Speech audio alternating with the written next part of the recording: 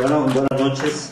Antes que nada quiero yo unirme al resto de los ponentes a agradecer profundamente la invitación que se me hizo por parte de ANCAM y de su presidente, el doctor Hugo Hernández, y principalmente del doctor Omar Fierro, que es el presidente del Colegio Estatal de Cardiología. Muchas gracias, doctor Fierro, por la invitación. Muchas felicidades por el Congreso. Realmente es un éxito. También lo felicito por la capacidad de convocatoria que tiene. Y yo espero que esto sea un parteaguas para que el colegio vuelva a crecer y a retomar el rumbo.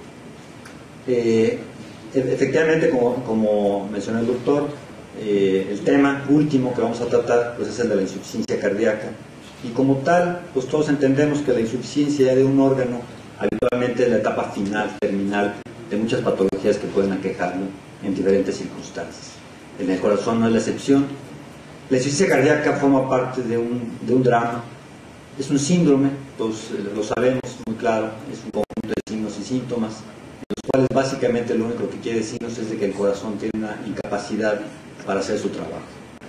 Y ahorita vamos a ver así paulatinamente todo este proceso que tiene, y que esa incapacidad finalmente va a llevar al individuo a la muerte. Hasta hace unos años, yo creo que no más de 13 años, la insuficiencia cardíaca se considera como una etapa realmente terminal, y cuando nosotros lo veíamos, pues pensamos que ya al paciente le quedaba muy poco tiempo. No se me olvida muchos pacientes que vimos, específicamente hipertensos, con cardiopatía hipertensiva, que en un punto que llegaban ya a la consulta, después de haber fracasado en un intento de llevar un seguimiento, después de 2 o 3 años llegan con sintomatología muy franca, y siempre nosotros vemos ya casi la cara de etapa terminal, y efectivamente 2 o 3 años y el paciente murió. Afortunadamente, con todo este proceso de estudio que se ha hecho al incrementarse la patología cardiovascular, toda la inversión de dinero que se le ha hecho, pues se ha ido ganando mucho en conocimiento, han ido creándose nuevos fármacos, pero lo más importante es que todos estos fármacos han sido estudiados, planeados en forma muy razonada, y han permitido tejer alrededor de todo este síndrome una terapéutica muy completa, muy compleja, que lo que ha logrado es prolongar la vida de estos pacientes. De esta manera que sí debemos de quitarnos un poco la idea de que es una etapa terminal, pero igual sigue siendo un fracaso el que el paciente llegue con insuficiencia cardíaca a esta situación. Hace rato veíamos una diapositiva aquí de las cardiopatías congénitas, en las que el 40% de los pacientes adultos mueren de insuficiencia cardíaca, y eso, bueno, pues el paciente nació, muchas veces se le hizo lo que se le pudo al paciente en cirugía, en cardiología intervencionista y farmacológicamente, y a pesar de eso el paciente llega a ser insuficiencia cardíaca y muere. El tema que a mí me corresponde es lo de epidemiología y algunos aspectos clínicos. Básicamente epidemiología está marcado en el programa. La segunda plática versará específicamente sobre el tratamiento, y finalmente se hablarán cosas pues que están ya en boga y que son básicamente a futuro, las nuevas terapias y las alternativas que tenemos a futuro para ofrecerle una mejor solución al problema a nuestros pacientes. Vamos a avanzar.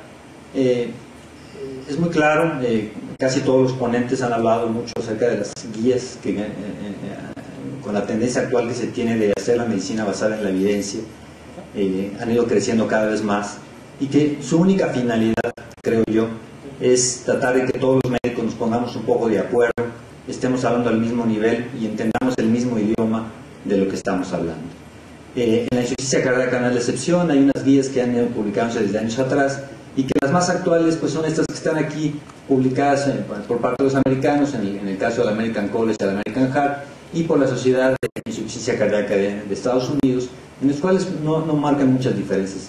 En estas guías lo más importante es que se abordan aspectos de diagnóstico y sobre todo aspectos del tratamiento de la insuficiencia cardíaca. En el punto más importante que yo quiero mencionar de estas guías, y que yo hablo respecto a ponernos de acuerdo de qué es lo que estamos hablando, lo que a mí me parece más interesante y que rescata mucho lo que ayer mencionó el doctor Alcocer, me gustó muchísimo cuando él habla de decir: nosotros no estamos enfrentando enfermedades, estamos enfrentando procesos y riesgos. De tal manera que un individuo, bajo una circunstancia determinada, va a tener un riesgo de terminar en algún punto, y nuestra obligación como médicos es entender ese riesgo y tratar de modificarlo. mismo pasa con la insuficiencia cardíaca. Nosotros tenemos que entender que todo esto es un proceso, que si bien es cierto que hay un punto de quiebre, habitualmente cuando aparece en forma súbita, cuando se hace aguda la enfermedad o cuando se agudiza un proceso crónico, casi siempre es un proceso y es nuestra obligación reconocerlo desde el principio para tratar de implementar medidas terapéuticas preventivas, de prevención primaria inclusive, y o prevención secundaria para frenar este proceso y darle una mayor calidad y una mayor cantidad de vida a nuestros pacientes. En este contexto, creo yo que lo más rescatable de las guías es esta estadificación de la insuficiencia cardíaca, en la cual básicamente pone ahí 4 estadios, que ahora ya se han hecho 5, en el cual el estadio A básicamente son pacientes que tienen alto riesgo de insuficiencia cardíaca, pero que no tienen síntomas y que en el estudio integral de estos pacientes todavía no tienen lesión estructural del corazón. Estamos hablando de todos aquellos pacientes de los que hablamos ayer en todo el día, con todas estas patologías, que sabemos que si no hacemos un tratamiento adecuado de ellos, un abordaje adecuado de ellos, una modificación de su historia natural, muchos de estos pacientes van a terminar en insuficiencia cardíaca clínica. Ese es el estadio A, y aquí ya claramente en el tratamiento no vamos a hablar de esto. El estadio B, en el cual el paciente ya tiene daño estructural, pero no hay evidencia de síntomas o signos de insuficiencia cardíaca.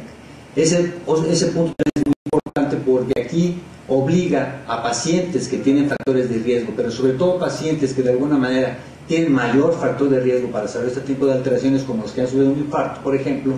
Es obligado a todo este tipo de pacientes que nosotros, una vez que sale la etapa aguda, tenemos que investigar cómo quedó ese corazón. Yo digo que hay 3 puntos importantes después del infarto en el seguimiento y para el pronóstico de qué va a ocurrir con ese paciente. Uno es la presencia de arritmias, otro es la isquemia residual, y muy importante es el daño estructural que quedó en el corazón. De manera que este estadio B prácticamente nos dice que es daño estructural en ausencia de síntomas. Y ya me avanzó. A ver.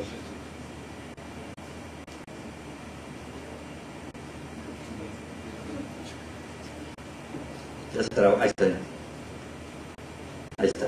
Disculpen, esto ya no me dio tiempo de hacer el español, ¿no es cierto? Lo que pasa es que yo las agregué para tratar de quedar muy claro en esto, y sí, la verdad es que ya me dio tiempo. No estaban originalmente puestas en la plática, pero es muy importante ponerlo. El estadio C, en el cual se estadifican estos pacientes como el daño estructural, en el cual ya hubo síntomas previos de insuficiencia cardíaca o que actualmente tienen síntomas de insuficiencia cardíaca. Las clasificaciones actuales, las tendencias son a dividir este estadio C en C1 y C2. C1 cuando hay antecedentes de síntomas pero que el paciente actualmente no los tiene, y C2 cuando el paciente tiene actualmente síntomas de insuficiencia cardíaca. Y el estadio D, en el cual son pacientes que están ya muy sintomáticos y que habitualmente son pacientes refractarios al tratamiento y que están persistentemente con síntomas y signos de insuficiencia cardíaca. Entonces es muy claro el panorama de la estadificación de esto. Hay que reconocer muy claro que, bueno, lo vimos anteriormente en cuanto al...